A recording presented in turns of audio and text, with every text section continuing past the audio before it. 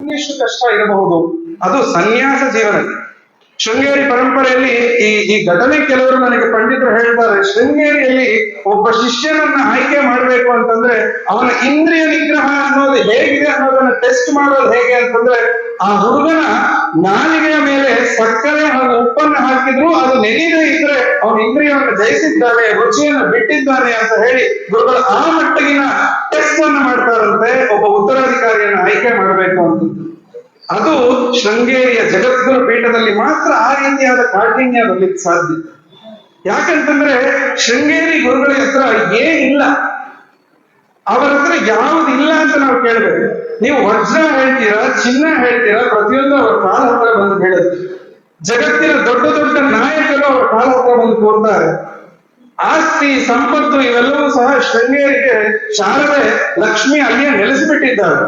ಇಷ್ಟೆಲ್ಲ ಇರ್ತಕ್ಕಂತಹ ಪೀಠದಲ್ಲಿ ನನಗೆ ಯಾವುದೂ ಬೇಡ ಅಂತ ಹೇಳಿ ಒಬ್ಬ ವಿರಾಗಿ ಕೂತ್ಕೊಳ್ಬೇಕು ಅಂತಂದ್ರೆ ಅವರ ಮನಸ್ಸಿನ ಇಂದ್ರಿಯ ನಿಗ್ರಹ ಎನ್ನತಕ್ಕಂತಹ ಮಟ್ಟ ಇನ್ನೆಷ್ಟಿರಬೇಕು. ಹಾಗಾಗಿಯೇ ಶೃಂಗೇರಿ ಜಗದ್ಗುರುಗಳನ್ನ ಪರಮೋಚ್ಚ ಗುರುಗಳು ಅಂತ ನಾವೆಲ್ಲರೂ ಸಹ ಇಂದಿಗೂ ಆದರಿಸ್ತೇವೆ, ಗೌರವಿಸ್ತೇವೆ. ಹೀಗೆ ಕಾಲಾನುಕ್ರಮದಲ್ಲಿ ಆ ಶಿಷ್ಯನಿಗೆ ಅವರ ತಪಶ್ಚರ್ಯ, ಅವರ ಅನುಷ್ಠಾನವನ್ನೆಲ್ಲವನ್ನು ಗಮನಿಸ್ತಾ ಸಾಕ್ಷಾತ್ ಅಭಿನವ ವಿದ್ಯಾತೀರ್ಥ ಮಹಾಸ್ವಾಮಿಗಳವರು ಪ್ರತಿನಿತ್ಯ ಆ ಹುಡುಗನಿಗೆ ಪಾಠವನ್ನು ಮಾಡ್ತಾ ಇರ್ತಾರೆ. ಅವರ ಬೀಡು ಶೃಂಗೇರಿಯಲ್ಲಿ ಇರ್ತಕ್ಕಂತಹ ಅವರು ನೆಲೆಸಿರ್ತಕ್ಕಂತಹ ಜಾಗವನ್ನ ಸಚ್ಚಿದಾನಂದ ವಿಲಾಸ ಅಂತ ಕರೀತಾರೆ. ಆ ಜಾಗದಲ್ಲಿ ಈ ಸೀತಾರಾಮಾಂಜನೇಯರು ಎಂಬ ನೀನೇ ಅಲ್ವೇನಪ್ಪ ಅಂತ ಕೇಳಿದಾಗ, ಹೌದು ನಾನೇ, ತಮ್ಮ ಆಶ್ರಯವನ್ನು ಬೇಡ್ತಾ ಇದ್ದೇನೆ ಅಂತ ಹೇಳಿದಾಗ, ಬೇರೆಯವರಾದ್ರೆ ನನಗೆ ಎಷ್ಟು ಫೀಸ್ ಕೊಡ್ತೀಯಾ, ನನಗೆ ಏನೇನ್ ತಂದು ಕೊಡ್ತೀಯಾ ಅಂತ ಕೇಳಬಹುದೇನೋ, ಆದ್ರೆ ಗುರುಗಳಿಗೆ ಯಾವುದನ್ನೂ ಕೇಳಲಿಲ್ಲ. ಆ ಬ್ರಹ್ಮಚಾರಿಯ ಆ ವಟುವಿನ ಮುಖದಲ್ಲಿ ಇದ್ದಂತಹ ಬ್ರಹ್ಮ ತೇಜಸ್ಸನ್ನ, ಬ್ರಹ್ಮ ವರ್ಚಸ್ಸನ್ನ ಗಮನಿಸಿದ ತಕ್ಷಣವೇ ಹೇಳ್ತಾರೆ, ನಾಳೆ ಬೆಳಗ್ಗೆ ನಿನಗೆ ಸಂಸ್ಕೃತ ಪಾಠ, ನಾಳೆ ಬೆಳಗ್ಗೆ ನಿನಗೆ ಸಾಹಿತ್ಯ ಪಾಠ, ಸ್ವಪ್ರವೃತ್ತಿ ಆಗಚ್ಚ ತರ್ಕ ಸಂಗ್ರಹ ಪಾಠ ಇಷ್ಯಾಮಿ ಅಂತ ಹೇಳಿ ಅವರು ಹೋಗಿ ಗುರುಗಳನ್ನ ಕೇಳಿದ ಮಾರನೆಯ ದಿವಸ ಅವರಿಗೆ ತರ್ಕ ಸಂಗ್ರಹ ಪಾಠವನ್ನ ಪ್ರಾರಂಭ ಮಾಡಿಬಿಡ್ತಾರೆ ಜಗದ್ಗುರು ಶ್ರೀಮದ್ ಅಭಿನವ ವಿದ್ಯಾತೀರ್ಥ ಮಹಾಸ್ವಾಮಿ. ಅದು ಗುರುವಿನ ದಯೆ, ಅದು ಗುರುವಿನ ಕಟಾಕ್ಷ. ಗುರುಗಳಾದಂಥವರು ನಿಜವಾದ ಶಿಷ್ಯನನ್ನ ಅವನ ಹತ್ರ ಮಾತನಾಡಿ ಅವನ ಪೂರ್ವಾಪರ ವಿಚಾರ ಭುರಾಶಿಂ ಶ್ರೀ ಶಾರದಾಂಬಾಂ ಪ್ರಣತೋಸ್ಮಿ ನಿತ್ಯಂ ಶಾಸ್ತ್ರಾಧಿಪಾರದುಷ್ಟಾಂ ಸಂಗಹೀನಂ ತಪೋನಿಧಿಂ ಭಜೆ ಶ್ರೀ ಭಾರತೀ ತೀರ್ಥಂ ಗುರುಂ ಭದ್ರೌದಾಯಕಂ ವಿದ್ಯಾ ವಿನಯ ಸಂಪನ್ನಂ ವೇದರಾಗಂ ವಿವೇಕಿನಂ ವಂದೇ ವೇದಾಂತ ತತ್ವಜ್ಞಂ ವಿದುಶೇಖರ ಭಾರತೀ. ಶ್ರೀಮದಾಚಾರ್ಯ ಶರಣಾನಂದದೇವತಾಭ್ಯೋ ನಮಃ. ಈ ಮಹೇಶ್ವರಿ ಮಹಿಳಾ ಮಂಡಳಿ, ಆರ್ಟಿ ನಗರದ ಶಾರದಾ ಶಂಕರ ಭಕ್ತ ಮಂಡಳಿ, ಇವರಿಬ್ಬರೂ ಸಹ ಆಯೋಜಿಸಿರತಕ್ಕಂತಹ ಶ್ರೀ ಭಾರತೀ ತೀರ್ಥ ಗುರು ಸಾರ್ವಭೌಮ ವೈಭವಂ ಕಾರ್ಯಕ್ರಮ ದಿನ ಕಳೆದ ಹಾಗೆ ವೈಭವಯುತವಾಗಿ ನಡೀತಲೇ ಇದೆ.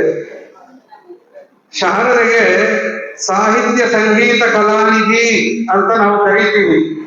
ಹಾಗಾಗಿಯೋ ಏನೋ ಶಾರದೆಯ ಸಾಕ್ಷಾತ್ ವಾದ್ಯವಾದಂತಹ ವೀಣೆ ಇವತ್ತು ಇಲ್ಲಿ ನುಡಿದಿದೆ. ಅಮ್ಮನವರ ಕಾರ್ಯ, ಜಗದ್ಗುರುಗಳವರ ಕಾರ್ಯ ಎಲ್ಲಿ ನಡೆಯುತ್ತೋ ಅಲ್ಲಿ ಮೂರಕ್ಕೆ ಕೊರತೆ ಇರೋದಿಲ್ಲ. ಒಂದು ವಿದ್ಯೆ, ಇನ್ನೊಂದು ಕಲೆ, ಮತ್ತೊಂದು ಆ ಅನ್ನಪೂರ್ಣೇಶ್ವರಿಯ ಪ್ರಸಾದ. ಇದು ಮೂರು ಜಗದ್ಗುರುಗಳ ಹೆಸರನ್ನು ನಾವು ಎಲ್ಲಿ ಹೇಳ್ತೇವೋ, ಅಮ್ಮನವರ ಹೆಸರನ್ನು ನಾವು ಎಲ್ಲಿ ಹೇಳ್ತೇವೋ, ಅಮ್ಮನವರ ಕಾರ್ಯವನ್ನು ನಾವು ಎಲ್ಲಿ ನಡೆಸ್ತೇವೋ, ಅದು ಮೂರು ಸಹ ತನಗೆ ತಾನಾಗೆ ಹುಡುಕೊಂಡು ಆ ಜಾಗಕ್ಕೆ ಬರುತ್ತೆ ಎಂಬುದಕ್ಕೆ ಈ ದಿವಸವೇ ಸಾಕ್ಷಿ, ಈ ಸನ್ನಿವೇಶವೇ ಸಾಕ್ಷಿ, ಈ ಕಾರ್ಯಕ್ರಮವೇ ಸಾಕ್ಷಿ. ಗಂಟೆ ಬಾರಿಸ್ತೇವೆ, ಅಮ್ಮನವರ ತಥಾಸ್ತು ಅಂತ ಹೇಳಿದಾಗೆ, ನಾನು ಇಲ್ಲಿ ಬಂದಿದ್ದೇನೆ ಅಂತ ಅಮ್ಮನವರು ಹೇಳಿದ ಹಾಗೆ. ಮನುಷ್ಯನಿಗೆ ಒಂದು ಮಾತು ಹೇಳ್ತಾರೆ, ಸಾಹಿತ್ಯ ಸಂಗೀತ ಕಲಾವಿಹೀನ ಸಾಕ್ಷಾತ್ ಪಶು ಪೃಚ್ಛ ವಿಷಾಣಹೀನ ಅಂತ.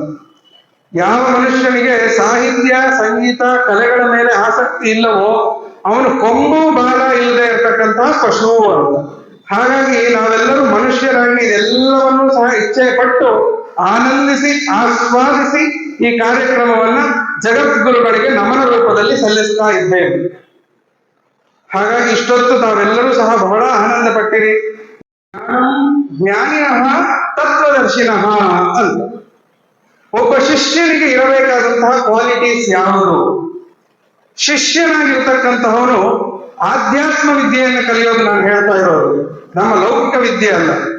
ಆಧ್ಯಾತ್ಮಿಕ ವಿದ್ಯೆಯನ್ನು ಕಲಿಯಬೇಕು, ಆತ್ಮೋನ್ನತಿಯನ್ನು ಪಡೆದುಕೊಳ್ಳಬೇಕು, ಆತ್ಮಜ್ಞಾನವನ್ನು ಪಡೆದುಕೊಳ್ಳಬೇಕು ಎಂಬತಕ್ಕಂತಹ ಮನಸ್ಸು ಇರತಕ್ಕಂತಹ ಶಿಷ್ಯ ಗುರುವನ್ನ ಹುಡುಕಿಕೊಂಡು ಅವನೇ ಹೋಗಬೇಕು. ತದ್ವಿಧಿ, ಆ ವಿಧಿ ನಿಯಮಾನುಸಾರ ಏನ್ ಹೇಳ್ತಾರೆ, ಒಬ್ಬ ಗುರು ಅಂತ ಕಂಡ ತಕ್ಷಣ ನಾವೆಲ್ಲರೂ ಏನು ಮಾಡ್ತೇವೆ? ದಂಡ ನಮಸ್ಕಾರವನ್ನ ಮಾಡ್ತೇವೆ. ಅಂದ್ರೆ ದಂಡ ನಮಸ್ಕಾರ ಅಂತಂದ್ರೇನು? ಗುರುಗಳು ನಮ್ಮ ಎದುರುಗಡೆಗೆ ನಿಂತರು ಅಂದ ತಕ್ಷಣ ಒಂದು ಆಧಾರವಿಲ್ಲದೆ ನಿಂತಿರ್ತಕ್ಕಂತಹ ಕೋಲು ಹೇಗೆ ಅದಾಗದೆ ಬೀಳುತ್ತೋ ಹಾಗೆ ನಾವು ಅಷ್ಟಾಂಗ ನಮಸ್ಕಾರವನ್ನ ಗುರುವಿಗೆ ಸಲ್ಲಿಸಬೇಕು. ಪ್ರಣಿಪಾತ, ಪರಿಪ್ರಶ್ನ, ಗುರುವಿಗೆ ನಾವು ಯಾವಾಗ ಪ್ರಶ್ನೆಯನ್ನು ಕೇಳಬೇಕು? ಗುರುಗಳು ಯಾವಾಗಲೂ ಅನುಷ್ಠಾನಕ್ಕೆ ಕೂತಿರ್ತಾರೆ, ಯಾವಾಗಲೂ ತಪಸ್ಸು ಮಾಡ್ತಾ ಇರ್ತಾರೆ, ಇಲ್ಲ ಇನ್ನೊಬ್ಬರಿಗೆ ಏನೋ ಪ್ರಬೋಧ ಮಾಡ್ತಾ ಇರ್ತಾರೆ, ಆಗ ಹೋಗಿ ಗುರುಗಳಲ್ಲಿ ಒಂದು ಪ್ರಶ್ನೆ ಇದೆ ಅಂತ ಕೇಳೋದಲ್ಲ. ಹಾಗೆ ಕೇಳಿದ್ರೆ ಗುರುಗಳಿಗೆ ಇರುಸು ಮುರುಸಾಗತ್ತೆ, ಅವಾಗ ಜ್ಞಾನ ಇರಲಿ, ಬಾಯಿಸ್ಕೊಂಡು ಕೂತ್ಕೊಳ್ಳೋಣ ಅಂತ ಹೇಳ್ತಾರೆ. ಹಾಗಾಗಿ ಗುರುವಿನ ಮನಸ್ಸನ್ನ ಅರಿತುಕೊಂಡು ಅವರಿಗೆ ಯಾವಾಗ ಯಾವ ಪ್ರಶ್ನೆಯನ್ನ ಕೇಳಬೇಕು, ಹೇಗೆ ಕೇಳಬೇಕು ಎಂಬತಕ್ಕಂತಹ ವಿಚಾರವನ್ನು ಅರಿತುಕೊಂಡು ಗುರುವಿನ ಸಾನ್ನಿಧ್ಯಕ್ಕೆ ಹೋಗಬೇಕು. ಹಾಗಾಗಿ ಪೂರ್ವಾಶ್ರಮದ ಸೀತಾರಾಮ ಆಂಜನೇಯರು ಎಂಬತಕ್ಕಂತಹ ಹುಡುಗರು ಅಭಿನವ ವಿದ್ಯಾತೀರ್ಥ ಮಹಾಸ್ವಾಮಿಗಳವರನ್ನ ಚಾತುರ್ಮಾಸ್ಯ ಸಮಯದಲ್ಲಿ ಸೇರಿದರು. ಯಾವಾಗ? 1966ನೇ ಇಸವಿಯಲ್ಲಿ. ನಮ್ಮ ಅದೃಷ್ಟ ನೋಡಿ, ಈಗಲೂ ಚಾತುರ್ಮಾಸ್ಯ ನಡೀತಾ ಇದೆ, ಈಗಲೇ ಗುರುವಿನ ವಿಷಯವನ್ನೂ ಸಹ ನಾವು ಕೇಳ್ತಾ ಇದ್ದೀವಿ. ಇದೇ ಚಾತುರ್ಮಾಸ್ಯ ಸಮಯದಲ್ಲಿ ಉಜ್ಜಯಿನಿಯಲ್ಲಿ ಜಗದ್ಗುರು ಶ್ರೀ ಅಭಿನವ ವಿದ್ಯಾತೀರ್ಥ ಮಹಾಸ್ವಾಮಿಗಳವರ ಪಾದ ಸಾನ್ನಿಧ್ಯವನ್ನ ನಮ್ಮ ಸೀತಾರಾಮ ಆಂಜನೇಯರು ಎಂಬತಕ್ಕಂತಹ ಬ್ರಹ್ಮಚಾರಿಗಳು ಪಡೆದುಕೊಳ್ತಾರೆ. ಅವ್ರು ಕೇಳಿದಾಗ ನಿನ್ನೆ ಹೇಳಿದೆ, ಯಾಕಪ್ಪ ನೀನ್ ನನ್ನ ಹತ್ರ ಬಂದೆ ಅಂತಂದಾಗ ತಿರ್ಗಾ ಅದೇ ವಾಕ್ಯವನ್ನು ಅವರು ಉಚ್ಚರಿಸ್ತಾರೆ, ನಾನು ಯಾರು ಎಂಬುದನ್ನು ತಿಳ್ಕೊಳ್ಳೋದಕ್ಕೆ ಬಂದಿದ್ದೇನೆ, ತಮ್ಮ ಸಾನ್ನಿಧ್ಯವನ್ನು ಸೇರಿದ್ದೇನೆ, ತಾವು ನನಗೆ ಶಾಸ್ತ್ರ ಪಾಠವನ್ನು ಮಾಡಬೇಕು, ನನಗೆ ಶೃಂಗೇರಿ ಗುರುಗಳ ಹತ್ರನೇ ಶಾಸ್ತ್ರ ಪಾಠ ಕಲಿಯಬೇಕು ಅಂತ ಮನಸ್ಸು ನನಗಿದೆ ಮಹಾಸ್ವಾಮಿ. ಹಾಗಾಗಿ ನಾನು ತಮ್ಮ ಅನುಗ್ರಹದ ಭಿಕ್ಷೆಯನ್ನು ಬೇಡ್ತಾ ಬಂದಿದ್ದೇನೆ, ದಯಮಾಡಿ ನನಗೆ ಅನುಗ್ರಹಿಸಿ ಅಂತ ಆ ಹುಡುಗ ಗುರುಗಳಲ್ಲಿ ಕೇಳ್ಕೊಳ್ತಾರೆ. ಹಿಂದಿನ ಯಾತ್ರೆಯಲ್ಲಿ ಈ ಹುಡುಗ ನರಸರಾವಪೇಟೆಯಲ್ಲಿ ಗುರುಗಳು ಬಂದಿದ್ದಾರೆ. ಅಲ್ಲಿ ಶಾರದೆ ನಮಗೆ ಯಾವ್ದಾದ್ರು ಒಂದು ವಾರ್ತೆಯನ್ನು ಹೇಳ್ತಾಳೆ ಅಂತಂದ್ರೆ ಅದು ವೇದ ವಾಕ್ಯ. ಅಂತಹ ಪೀಠದ ಮೇಲೆ ಕುಳಿತುಕೊಳ್ತಕ್ಕಂಥವ್ರು ವೇದ ಪುರುಷರು. ಹಾಗಾಗಿ ಆ ಪೀಠದ ಮೇಲೆ ಅವರನ್ನು ಕುಳ್ಳಿರಿಸಿ ಗುರುಗಳು ಹೇಳ್ತಾರೆ, ಇವರು 36ನೇ ಯತಿವರ್ಯರು ಹಾಗೂ ಇನ್ನು ಮುಂದೆ ಇವರು ಶ್ರೀ ಭಾರತೀ ತೀರ್ಥ ಎಂಬ ನಾಮದಿಂದ ಬೆಳಗುವರು ಅಂತ ಹೇಳಿ ಉದ್ಘೋಷವನ್ನು ಮಾಡ್ತಾರೆ. ಜಗದ್ಗುರುಗಳಿಗೆ ಭಾರತೀ ತೀರ್ಥ ಎಂಬತಕ್ಕಂತಹ ಯೋಗ ಪಟ್ಟವನ್ನ ಶ್ರೀಮದ್ ಅಭಿನವ ವಿದ್ಯಾತೀರ್ಥ ಮಹಾಸ್ವಾಮಿಗಳವರು ಕೊಡ್ತಾರೆ. ಹಾಗಾಗಿ ಆ ಶಾರದೆಯ ದರ್ಬಾರನ್ನು ನಡೆಸಿ ಏಕಾದಶಿಯ ರಥೋತ್ಸವವಾದ ನಂತರದಲ್ಲಿ ಜಗದ್ಗುರು ಮಹಾಸ್ವಾಮಿಗಳವರು ಅಮ್ಮನವರ ಗರ್ಭಗುಡಿಗೆ ಹೋಗ್ತಾರೆ. ಗರ್ಭಗುಡಿಗೆ ಹೋದ ನಂತರದಲ್ಲಿ ಅವರ ಕಿರೀಟ, ಅವರ ರತ್ನ ಮಾಲೆಗಳು, ಅವರ ಪೀತಾಂಬರ ವಸ್ತ್ರ, ಸುವರ್ಣ ಪಾದಕೆ ಇವೆಲ್ಲವನ್ನೂ ಸಹ ಅಮ್ಮನವರ ಮುಂದೆ ಅದನ್ನು ವಿಸರ್ಜನೆ ಮಾಡಿ ಅಮ್ಮನವರಿಗೆ ಸಾಷ್ಟಾಂಗ ಪ್ರಣಾಮವನ್ನು ಸಲ್ಲಿಸಿದಂತಹ ಸಂದರ್ಭದಲ್ಲಿ ಅವರಿಗೆ ಅಮ್ಮನವರಿಂದ ಪ್ರೇರಣೆ ಆಗುತ್ತೆ. ನೀನು ಈ ಹುಡುಗನನ್ನ ಶಿಷ್ಯನನ್ನಾಗಿ ಸ್ವೀಕರಿಸು. ನಿನ್ನ ಮನಸ್ಸಿನಲ್ಲಿ ಯಾವ ಹುಡುಗ ಇದ್ದಾನೋ ಆ ಹುಡುಗ ಅತ್ಯಂತ ಯೋಗ್ಯ, ನೀನು ಅವನನ್ನ ಶಿಷ್ಯನನ್ನಾಗಿ ಸ್ವೀಕರಿಸು ಅಂತ ಅಮ್ಮನವರ ಅಪ್ಪಣೆ ಆಗ ಅವರಿಗೆ ದೊರೆಯುತ್ತೆ. ಜಗದ್ಗುರು ಮಹಾಸ್ವಾಮಿಗಳು ಇನ್ಯಾವುದೇ ಒಂದು ವಿಷಯಕ್ಕೂ ಸಹ ತಲೆ ಕೆಡಿಸಿಕೊಳ್ಳಕ್ಕೆ ಹೋಗದಿರ ಅಮ್ಮನವರ ಗರ್ಭಗುಡಿಯಿಂದ ಹೊರಗಡೆ ಬಂದವರೇ ಒಂದು ಘೋಷಣೆಯನ್ನು ಮಾಡಿಬಿಡ್ತಾರೆ. ಸೀತಾರಾಮ ಆಂಜನೇಯರು ಶಾರದಾ ಪೀಠದ 36ನೇ ಉತ್ತರಾಧಿಕಾರಿ ಶಿಷ್ಯನಾಗ್ತಾ ಇದ್ದಾನೆ. ಹಾಗಾಗಿ ಆ ಅಮ್ಮನವರು ನವರಾತ್ರಿಯನ್ನ ಮುಗಿಸಿ, ಉತ್ಸವವನ್ನು ಮುಗಿಸಿ ಒಳಗಡೆ ಹೋಗಿ ಕೂತಳು. ಹಾಗೆ ಇನ್ನೊಂದು ಅಮ್ಮನವರ ಪ್ರತಿರೂಪವನ್ನ ನಮಗಾಗಿ ಕೊಟ್ಟಳು. ಅದು ಶ್ರೀ ಭಾರತೀ ತೀರ್ಥ ಮಹಾಸ್ವಾಮಿಗಳವರ ಸ್ವರೂಪದ. ಹೀಗೆ 1974 ನವೆಂಬರ್ 10 ಆನಂದ ನಾಮ ಸಂವತ್ಸರ ಆಶ್ವಯುಜ ಕೃಷ್ಣ ಏಕಾದಶಿ ಹಾಗೂ ದ್ವಾದಶಿಗಳಲ್ಲಿ ನಮ್ಮ ಸೀತಾರಾಮ ಆಂಜನೇಯರು ಎಂಬತಕ್ಕಂತಹ ವಟುವನ್ನ ಜಗದ್ಗುರುಗಳು ಸನ್ಯಾಸ ಸ್ವೀಕಾರವನ್ನು ಮಾಡತಕ್ಕಂತಹ ಕಾರ್ಯ ಅಂದಿನ ದಿವಸ ಪ್ರಾರಂಭ ಮಾಡ್ತಾರೆ. ಅದಕ್ಕಾಗಿ ಪುರುಷ ಸೂಕ್ತ ಹೋಮ, ವಿರಧ ಹೋಮ ಇತ್ಯಾದಿ ಸನ್ಯಾಸಾಂಗವಾಗಿ ಬೇಕಾಗಿರ್ತಕ್ಕಂತಹ ಎಲ್ಲ ಹೋಮಗಳನ್ನು ಸಹ ನೆರವೇರಿಸಿ ತುಂಗಾ ನದಿಯ ಮಧ್ಯದಲ್ಲಿ ಆ ವಟುವನ್ನು ನಿಲ್ಲಿಸಿ ಅಭಯಂ ಸರ್ವಭೂತೇಭ್ಯೋ ಮತ್ತ ಸ್ವಾಹ ಅಂತ ಹೇಳ್ತಕ್ಕಂತಹ ವಾಕ್ಯವನ್ನ ಆ ವಟುವಿಗೆ ಉಪದೇಶ ಮಾಡ್ತಾರೆ. ಅಂತಂದ್ರೆ ಇಂದಿನಿಂದ ಜಗತ್ತಿನಲ್ಲಿರತಕ್ಕಂತಹ ಯಾವುದೇ ಒಂದು ಚಿಕ್ಕ ಕ್ರಿಮಿ ಕೀಟಕ್ಕೂ ಸಹ ನನ್ನಿಂದ ಯಾವ ತೊಂದರೆಯೂ ಆಗೋದಿಲ್ಲ. ಎಲ್ಲರಿಗೂ ಅಭಯವನ್ನು ಕೊಡೋದಕ್ಕೆ ನಾನು ಸರ್ವ ಸಂಘವನ್ನು ಪರಿತ್ಯಾಗ ಮಾಡಿ ಸಿದ್ಧವಾಗಿ ನಿಂತಿದ್ದೇನೆ ಮಹಾಸ್ವಾಮಿ ಅಂತ ಹೇಳಿ ಆ ಬ್ರಹ್ಮಚಾರಿ ಎರಡೂ ಕೈಗಳನ್ನು ಮೇಲೆತ್ತಿ ಗುರುವನ್ನು ಆಶ್ರಯಿಸ್ತಾರೆ. ಅಲ್ಲಿಗೆ ಆಗಮಿಸಿದಂತಹ ಶ್ರೀಮದ್ ಅಭಿನವ ವಿದ್ಯಾತೀರ್ಥ ಮಹಾಸ್ವಾಮಿಗಳವರು ತುಂಗಾ ನದಿಯ ತೀರದಲ್ಲಿ ಮಧ್ಯಾಹ್ನ ಕಾಲದಲ್ಲಿ ಆ ಬ್ರಹ್ಮಚಾರಿಯನ್ನ ತನ್ನೆಡೆಗೆ ಕರೆದುಕೊಂಡು ಅವರಿಗೆ ಕಾಷಾಯ, ದಂಡ, ಕಮಂಡಲಗಳನ್ನೆಲ್ಲ ಕೊಟ್ಟು ಶಾರದಾಮ್ಮನವರ ದೇವಾಲಯಕ್ಕಿಂತ ಮೊದಲು ಅವರ ಪೂರ್ವಾಚಾರ್ಯರ ಅಧಿಷ್ಠಾನವಾದಂತಹ ಶ್ರೀ ಚಂದ್ರಶೇಖರ ಭಾರತಿ ಮಹಾಸ್ವಾಮಿಗಳವರ ಅಧಿಷ್ಠಾನಕ್ಕೆ ಕರ್ಕೊಂಡು ಹೋಗಿ ಕೂಡಿಸಿ ಅಲ್ಲಿ ಪ್ರಣವ ಮಹಾವಾಕ್ಯ ಉಪದೇಶ, ದೃಷ್ಟಿಪಾತ, ಶಕ್ತಿಪಾತ ಎಂಬತಕ್ಕಂತಹ ವಿಧಾನದ ಮೂಲಕ ಅವರಲ್ಲಿರ್ತಕ್ಕಂತಹ ಶಾರದಾ ಪೀಠದ ಯತಿವರ್ಯರಲ್ಲಿ ಬಂದಿರತಕ್ಕಂತಹ ಆ ತಪಶಕ್ತಿ ಅನ್ನೋದೇನಿದೆಯೋ ಅದನ್ನ ಆ ಶಿಷ್ಯನ ತಲೆಯ ಮೇಲೆ ಕೈ ಇಟ್ಟು ಆ ಶಿಷ್ಯನ ಉದ್ಧಾರ ಮಾಡ್ಲಿಕ್ಕೋಸ್ಕರ ಶಕ್ತಿಪಾತವನ್ನ ಮಾಡ್ತಾರೆ. ಭೇದ ಅನ್ನೋದನ್ನ ನಾವು ಕಾಣ್ತೇವೆ. ಗುರು ಬೇರೆ ಅಲ್ಲ, ಶಿಷ್ಯ ಬೇರೆ ಅಲ್ಲ ಎಂಬುದನ್ನು ತೋರಿಸೋದಕ್ಕೆ ಆ ಪೀಠದಲ್ಲಿ ಮೊದಲು ಏನ್ ಮಾಡ್ತಾರೆ, ಗುರುಗಳು ಶಿಷ್ಯನನ್ನ ಕುಳ್ಳರಿಸಿ ಶಿಷ್ಯನ ಕೆಳಗೆ ಗುರುಗಳು ಕೂತ್ಕೊಂಡು ಆ ಶಿಷ್ಯನಿಗೆ ಪೂಜೆಯನ್ನ ಮಾಡ್ತಾರೆ. ನೋಡಿ, ಇಲ್ಲಿ ಕೂಡಿಸ್ತಾ ಇರೋರು ಯಾರು ಚಿಕ್ಕವರಲ್ಲ. ಕೆಲವರು ಮಾತಲ್ಲಿ ಹೇಳ್ತಾರೆ ದೊಡ್ಡ ಸ್ವಾಮಿಗಳು ಬಂದ್ರ, ಚಿಕ್ಕ ಸ್ವಾಮಿಗಳು ಬಂದ್ರ ಅಂತ. ಇಲ್ಲಿ ಚಿಕ್ಕ ಸ್ವಾಮಿ ದೊಡ್ಡ ಸ್ವಾಮಿ ಅನ್ನೋದು ಯಾವುದೂ ಇಲ್ಲ. ಇರೋದು ಸಮಾನವಾದಂತಹ ಜಗದ್ಗುರುಗಳು ಎಂಬತಕ್ಕಂಥದ್ದನ್ನು ತೋರಿಸೋದಿಕ್ಕೆ ಗುರುಗಳು ಮೊದಲು ಕೆಳಗಡೆ ಕೂತ್ಕೊಂಡು ಆ ಶಿಷ್ಯನಿಗೆ ಪೂಜೆಯನ್ನ ಮಾಡ್ತಾರೆ. ಅವರ ತಲೆಯ ಮೇಲೆ ಸಾಲಿಗ್ರಾಮವನ್ನು ಇಟ್ಟು ಅವರೇ ಸಾಕ್ಷಾತ್ ನಾರಾಯಣ ಸ್ವರೂಪರು ಎಂಬತಕ್ಕಂತಹ ಭಾವನೆಯಿಂದ ಅವರನ್ನ ಗುರುಗಳು ಪೂಜಿಸ್ತಾರೆ. ತದನಂತರದಲ್ಲಿ ಗುರುಗಳು ಮೇಲೆ ಕೂತ್ಕೊಳ್ತಾರೆ, ಶಿಷ್ಯ ಕೆಳಗಡೆ ಕೂತ್ಕೊಂಡು ಅವರಿಗೆ ಪಾದ ಪೂಜೆಯನ್ನ ಮಾಡ್ತಾರೆ. ಇದು ಆ ಶಾರದಾ ಪೀಠದ ವೈಶಿಷ್ಟ್ಯ. ಗುರು ಶಿಷ್ಯರಿಬ್ಬರೂ ಸಹ ಒಂದೇ ಎಂಬತಕ್ಕಂಥದ್ದನ್ನ ನಾವಲ್ಲಿ ಕಾಣಬಹುದು. ಯಾವುದು ಅಂತಂದ್ರೆ, ನೀನು ಭಕ್ತಿಯಿಂದ ಇರಪ್ಪ, ಆಗ ನಿನಗೆ ಜ್ಞಾನ ಉಂಟಾಗುತ್ತೆ ಅಂತ ಶ್ರೀ ಶಂಕರರು ಹೇಳಿರ್ತಕ್ಕಂತಹ ಈ ವಿಚಾರದ ಕುರಿತಾಗಿ ಮಾತನಾಡುವುದಕ್ಕೆ ಸಂಸ್ಕೃತ ಪಂಡಿತರು, ಅತ್ಯಂತ ವಿದ್ವಾಂಸರು ಆಗಿರ್ತಕ್ಕಂತಹ ಡಾಕ್ಟರ್ ಶ್ರೀ ತಿರುಮಲ ಭಟ್ರವರು, ತಿರುಮಲ ಹೆಗಡೆಯವರು ಈ ದಿವಸ ಆಗಮಿಸಿದ್ದಾರೆ. ಈಗ ಅವರ ವಾಕ್ಯವನ್ನು ಸಹ ಪ್ರವಚನವನ್ನು ತಾವು ಕೇಳಿ ಪುನೀತರಾಗಬೇಕು ಅಂತ ಹೇಳ್ತಾ ನನ್ನ ವಚನದಿಂದ ನಾನು ಮುಂದಿನ ಓದ್ತಾರೆ.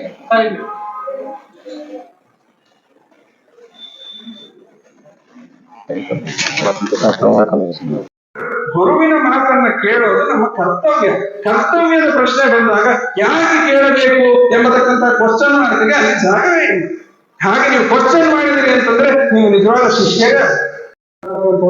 ಅವ್ರು ಹೇಳ್ತಾರೆ ಗುರುಗಳ ಹತ್ರ ಹೋಗಿ, ನೋಡಿ ಈ ಜಾಗ ಎಷ್ಟು ತಂಪಾಗಿದೆ, ಗುರುಗಳು ಇಲ್ಲಿ ಹತ್ತಿ ಬರೋಷ್ಟಲ್ಲ ಅವರು ಹೇಳ್ಬೇಕು, ಒಂದು ಸ್ವಲ್ಪ ಹೊತ್ತು ಕೂತ್ಕೊಂಡು ನೀವು ರೆಸ್ಟ್ ಮಾಡಿ ಮೇಲೆ ಬನ್ನಿ ಅಂತ. ಆಗ ತಕ್ಷಣ ಭಾರತೀಯ ತೀರ್ಥರು ಹೇಳ್ತಾರೆ, ಅಲ್ಲೋ ನಮ್ಮ ಗುರುಗಳಿಗೆ ಇಲ್ಲಿ ಕೂತ್ಕೋ ಅಂತ ಹೇಳೋದಕ್ಕೆ ನಾನು ನೀನು ಯಾರು? ಬಹಳ ಸಂತೋಷ ಆಯ್ತು.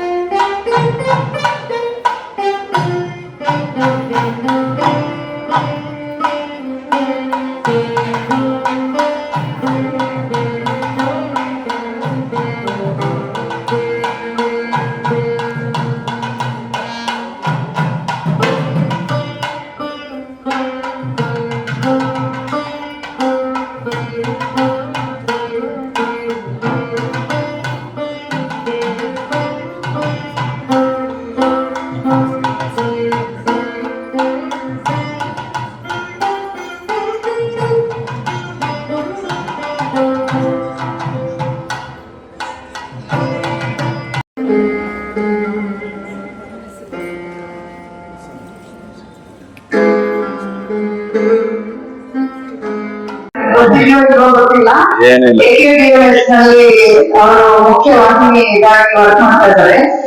ಇವ್ರು ಏನಪ್ಪಾ ಅಂದ್ರೆ ಸಸ್ಯಾಹಾರಿ ದೇಹದಾರ್ಢ್ಯ ಗೊತ್ತಾ? ಸಸ್ಯಾಹಾರಿ ದೇಹದಾರ್ಢ್ಯ ಪಟ್ಟುವವರು ಅವ್ರು ನೋಡಿದ್ರೆ ಗೊತ್ತಾಗುತ್ತೆ. ಸೊ ಅವರು ಬಾಡಿ ಬಿಲ್ಡರ್, ಅವರು ಇವತ್ತು ಈ ಕಾರ್ಯಕ್ರಮ ಆಯೋಜಿಸಿ ಇಂಥ ಒಂದು ಶಂಕರ ಸೇವೆ ಮಾಡಬೇಕು ಅಂತ ಬರ್ತಾರೆ. ಅವರಿಗೂ ಧನ್ಯವಾದಗಳು.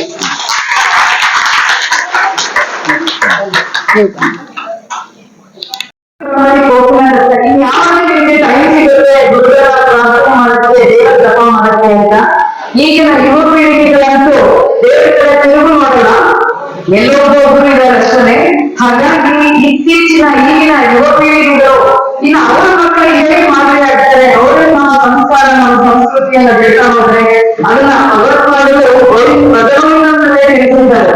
ಎಷ್ಟು ಅಂದವಾಗಿ ತಿಳಿಸಿದ್ದಾರೆ. ಇದನ್ನೆಲ್ಲ ನಾವು ಅರಿತು ಹೆಚ್ಚಿನ ಯುವಕರು ಇಂಥ ಕಾರ್ಯಕ್ರಮಗಳಲ್ಲಿ ಭಾಗವಹಿಸಬೇಕು ಅಂತ ನನ್ನ ಪ್ರಾರ್ಥನೆ. ಈಗ ಶ್ರೀಯುತ ಗೌತಮ್ ಭರದ್ವಾಜ್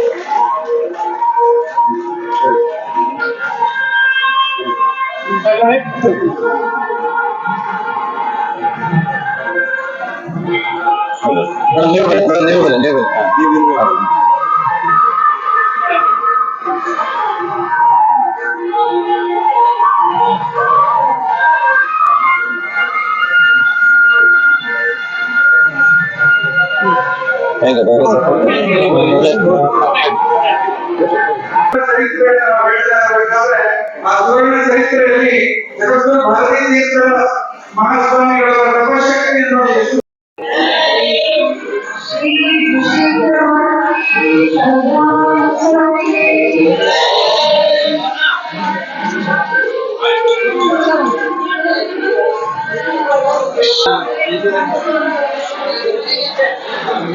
Thank you.